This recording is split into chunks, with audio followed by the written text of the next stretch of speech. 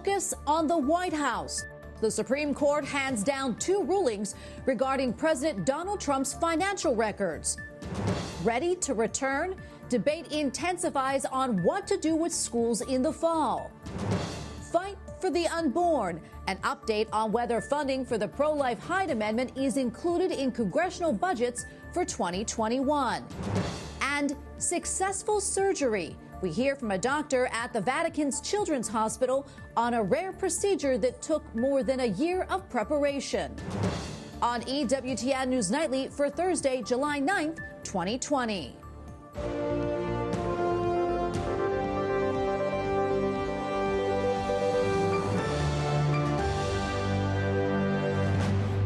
Thanks for joining us tonight. I'm Tracy Sable. The Supreme Court issues 2 decisions regarding President Donald Trump's financial records. First, the court upheld the Manhattan District Attorney's demand to access the president's tax returns, but blocks the president's financial records from going to Congress. Correspondent Mark Irons reports now. Mark? Tracy, these rulings came on the last day of the term for the Supreme Court. The High Court rejected the president's legal team and Justice Department claim that President Trump is immune from investigation while he holds office. But the president's tax returns will continue to be kept from public view, at least for the time being. Separate decisions, both with 7-2 rulings over access to President Trump's financial records. Although unclear when a subpoena would be enforced, the Supreme Court says the Manhattan District Attorney has the right to demand the president's tax returns. His investigation involves hush money payments and allegations from 2 women of affairs with Donald Trump years before he became president. The president denies the affairs and any wrongdoing. This is a legal defeat for the president, but it's a practical victory. Meanwhile, the president's fight to keep his tax returns from the public eye is upheld by the Supreme Court. He's kept his tax return secret far longer than any presidential candidate in the modern history of presidential elections.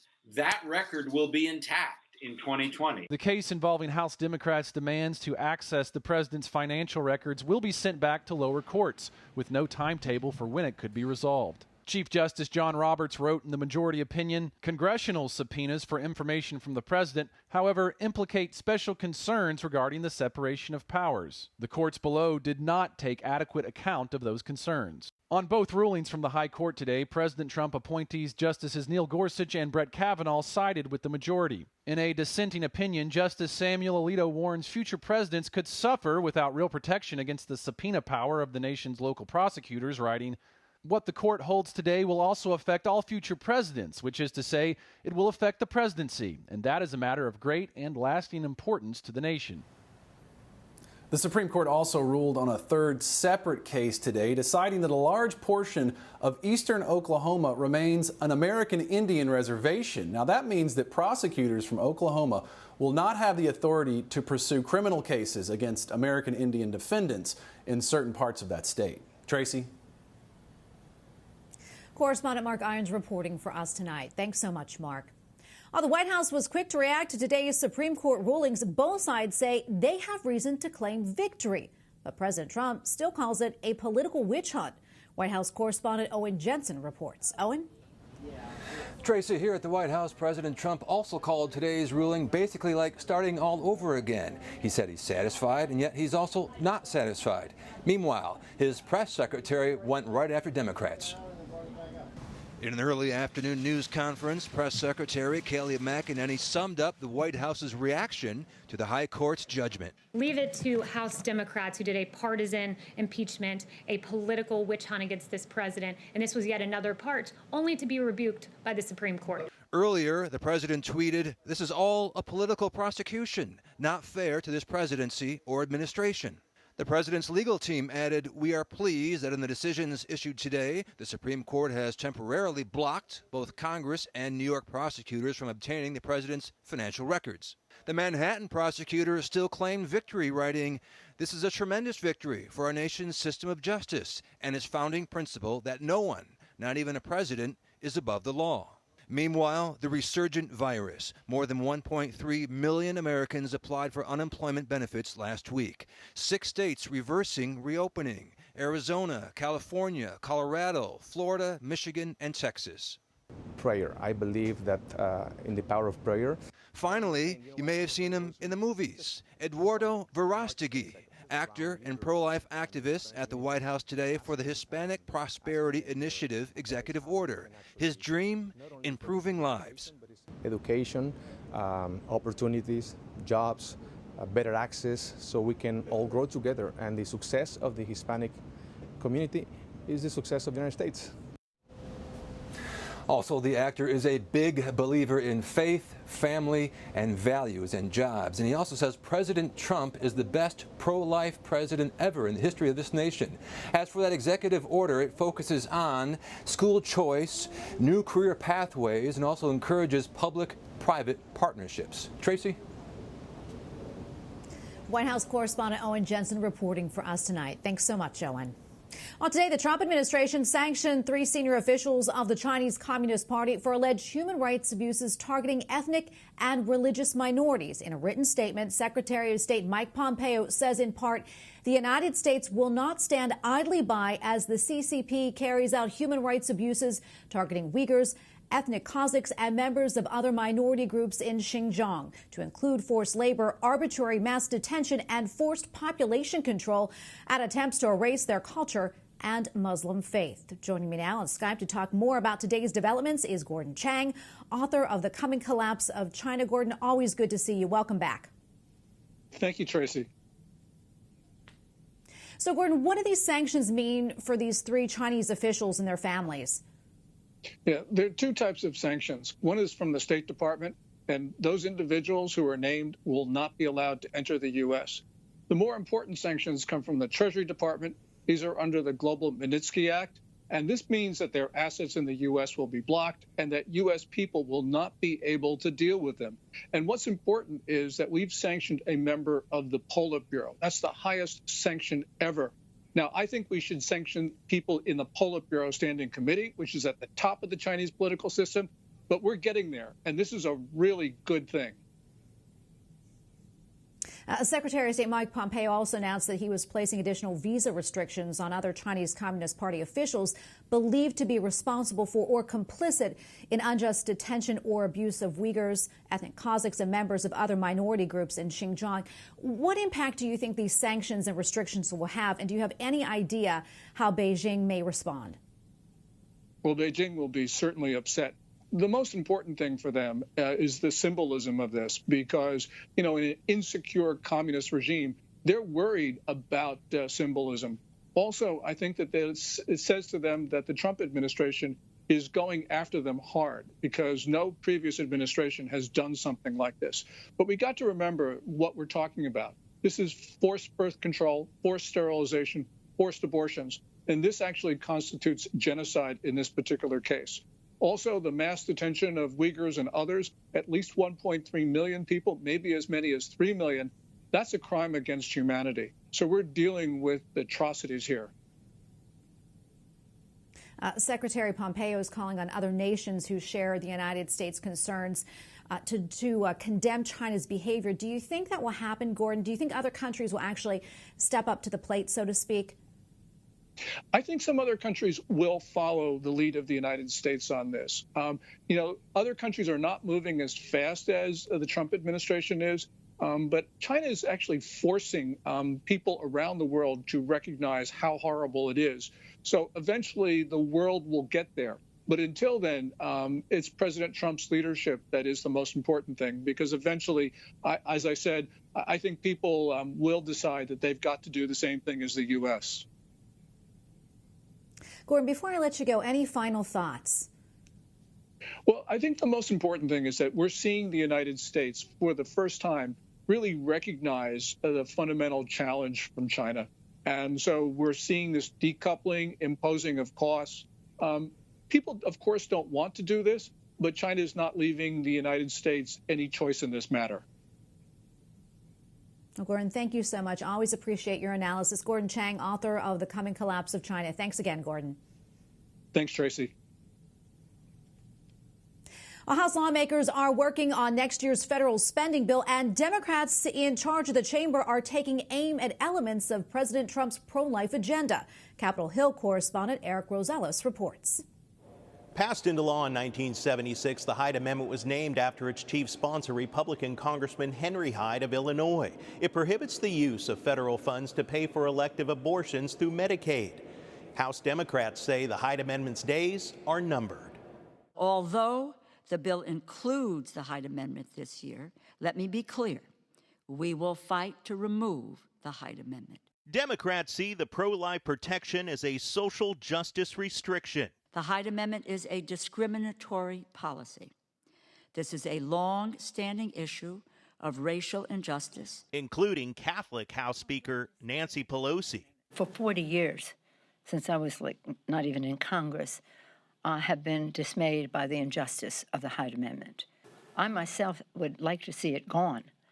This week, Ranking Member Tom Cole of Oklahoma expressed thanks. I was pleased that the bill continues the long-standing provisions that protect human life and other constitutional rights, particularly the Hyde Amendment. Under President Donald Trump, the Department of Health and Human Services has taken actions to protect life and conscience. Congressman Cole warns Democrats want pro-life protections stricken from federal law. The bill ties the hands of the administration by not allowing them to enforce regulations and waivers that protect deeply held religious beliefs of institutions that provide vital services funded in this bill.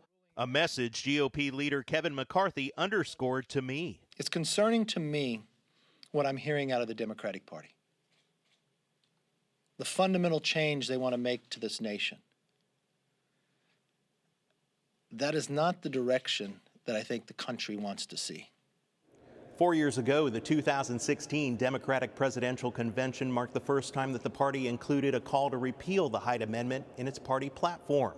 Democratic presidential candidate Joe Biden has also called to repeal Hyde. At the Capitol, Eric Rosales, EWTN News Nightly. And GOP leader Kevin McCarthy continues to pressure House Democrats to return to D.C. I know in this House, Democrats are afraid to meet. But the priority, and essentially we should meet, so we can work and prioritize how to open these schools and child care safely.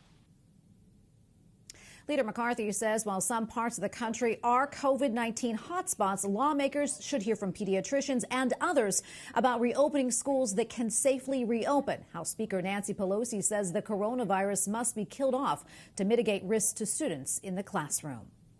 Top military brass got a grilling from lawmakers on Capitol Hill today. They were asked about the Pentagon's role in putting down protests near the White House last month. The defense secretary said the National Guard, not active duty soldiers, were involved.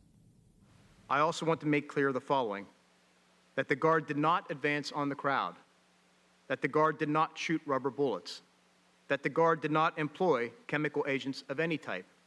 Rather, the Guard remained in a static role as backup to law enforcement if needed. Secretary Esper said that he ordered a full after-action review by the end of July of the Pentagon's involvement in the events at Lafayette Park. Joint Chiefs of Staff Chairman General Mike Milley also said no active duty troops took part. And we are getting more details about the death of George Floyd. One of the Minneapolis officers involved released body cam video yesterday. Court transcripts from Officer Thomas Lane show Floyd said he could not breathe more than 20 times. However, Officer Derek Chauvin, who pressed his knee against Floyd's neck, told him, quote, "It takes a heck of a lot of oxygen to talk." Officer Lane's lawyer released the transcripts to try and get the aiding and abetting charges dismissed. Coming up, a report from Rome on a rare surgery involving conjoined twins performed by the Vatican's Children's Hospital. And reaction to yesterday's Supreme Court ruling from a member of the Little Sisters of the Poor.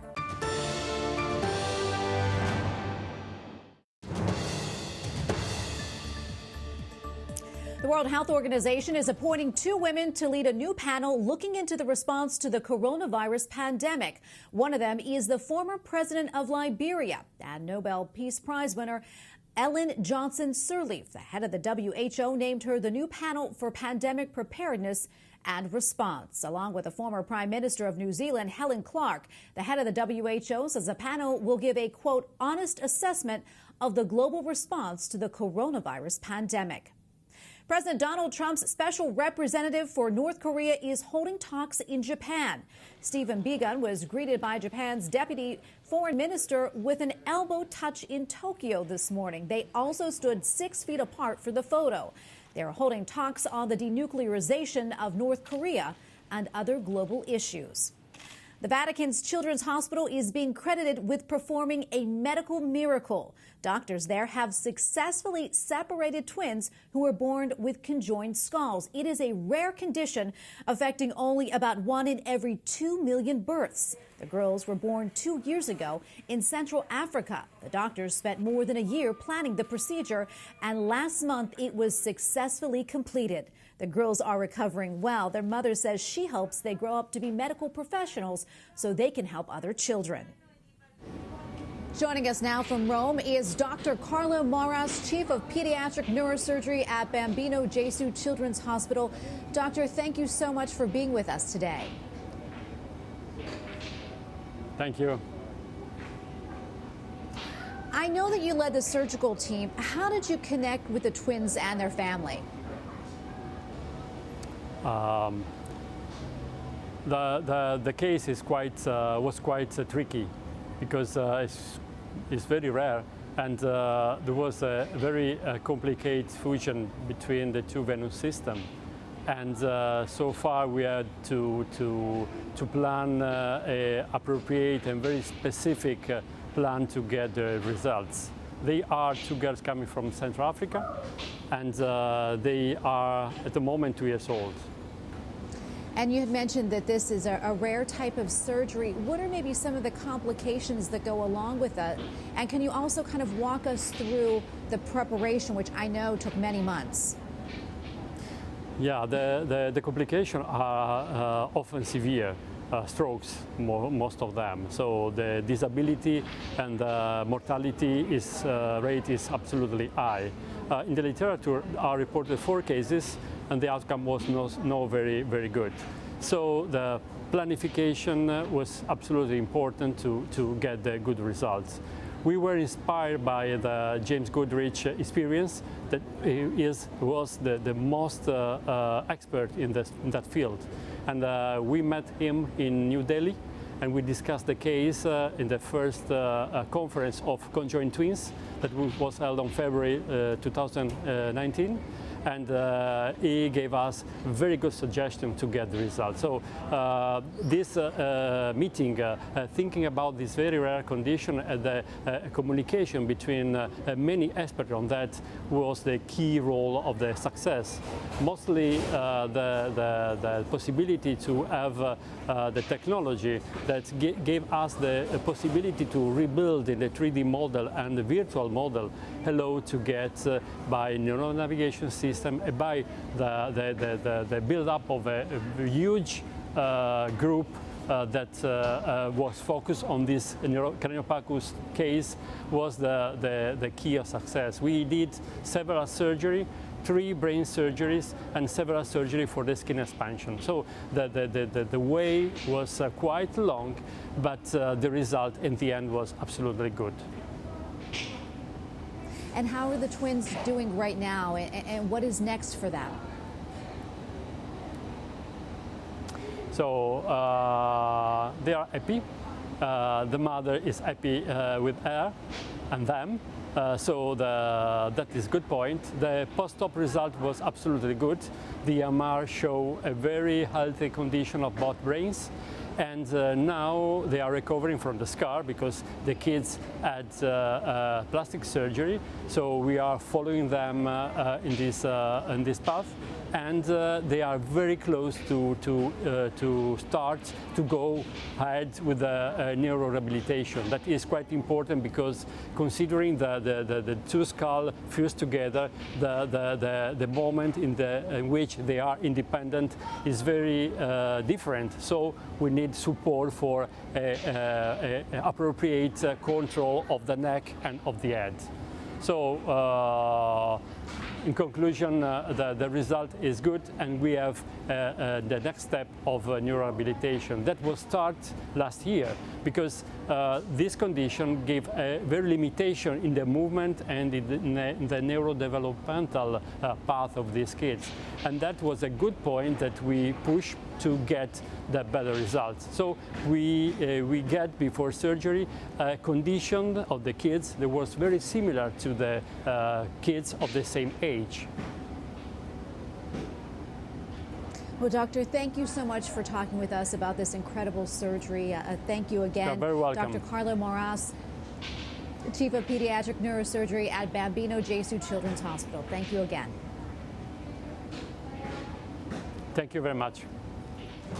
Up next, presumptive Democratic presidential candidate Joe Biden weighs in on the Supreme Court and the Little Sisters of the Poor. Plus, one of the sisters tells us her reaction to yesterday's decision.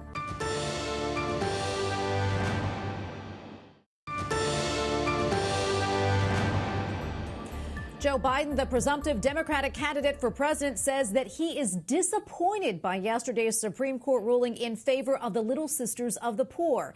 In a statement released by his campaign, Biden says the decision might make it easier for the Trump administration, quote, to carve out broad exemptions to the Affordable Care Act's commitment to giving all women free access to recommended contraception. The former vice president is Catholic. Meantime, religious freedom advocates and Catholic leaders are celebrating yesterday's ruling.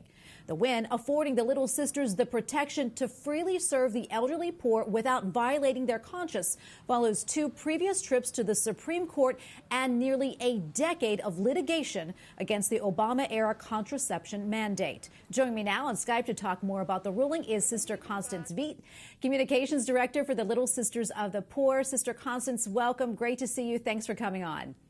Thank you very much, Tracy. Now, Sister Constance, I know this has been a long fight, 3 times in total before the Supreme Court. What was your reaction when you heard the justice's ruling? My reaction this time around was relief. Relief that the battle is finally over. Yeah, and I know that you've been going through this for such a long time. What has the experience been like, and how has your faith helped you during this years-long legal battle? Well, I have to say that overall the experience has been a positive one because the experience has allowed us to be exposed to and network with so many good people across the country and people of different faiths, which is something that in our regular apostolate with the elderly, you know, we met so many people and become friends with who we never would have met otherwise. So that was a positive thing. And one of the hallmarks of our congregation of Little Sisters of the Poor is trust in God's providence. And so, you know, while we felt that trust tried or tested a little bit at times, we've tried to look upon this whole experience as just a time of exercising our trust in God's providence and, you know, really kind of putting it on the line to, you know, just keep believing that He'll bring a good end to all of it. Yeah, so wonderful. And I know that you've said the Affordable Care Act, the contraception mandate, was unthinkable. Can you tell me a little bit more about that and why it was so important for you all to fight it? Well, you know, it's just our whole mission is based on our belief in the inherent and inviolable dignity of every human life from beginning to end. And so while our mission is concentrated obviously on the end of life, you know, we keep a 24-hour vigil with our residents when they're dying, and we try to protect them from harm, protect them from euthanasia, from any one or any means of their lives being shortened, you know, unnaturally. And so it wouldn't make sense for us to be so committed to the dignity of life at the end of life and then ignore the dignity of human life at the beginning. So we just felt we could not be, we could not cooperate in any way with the taking of innocent life, preborn life. I know that you've spoken about the financial hardships that you all would have faced had the case gone the other way. Can you talk about that and maybe what would have happened to the Little Sisters and those you help? Sure. So the fines that would have been imposed upon us if we had not gotten an exemption, when we figured them out for all of our homes across the country, they would have added up to about $70 million a year. And that's pretty unimaginable for most anybody in America, I would think. But especially for us, we depend on donations for about 50% of our operating costs. So the thought of having to pay fines of that magnitude, it was just impossible, humanly speaking. With God, all things are possible. So, if we had not prevailed and those fines were imposed, it would probably mean the end of our ministry here in the United States. We Little Sisters are present in 31 countries around the world. So perhaps we would have had to close shop here in America and the sisters gone elsewhere to other countries. But we're just thankful that that did not happen. And honestly, we never really thought that it would, because of our trust in God's providential care over us. Well, Sister Constance, we're very happy for you, and thank you so much for coming on. We really appreciate it. Sister Constance Veek, Communications Director for the Little Sisters of the Poor, and thank you so much for what you do. Thank you so much for having me, Tracy. And we thank you for watching tonight. For the entire EWTN News Nightly team, I'm Tracy Sable. Good night, and God bless.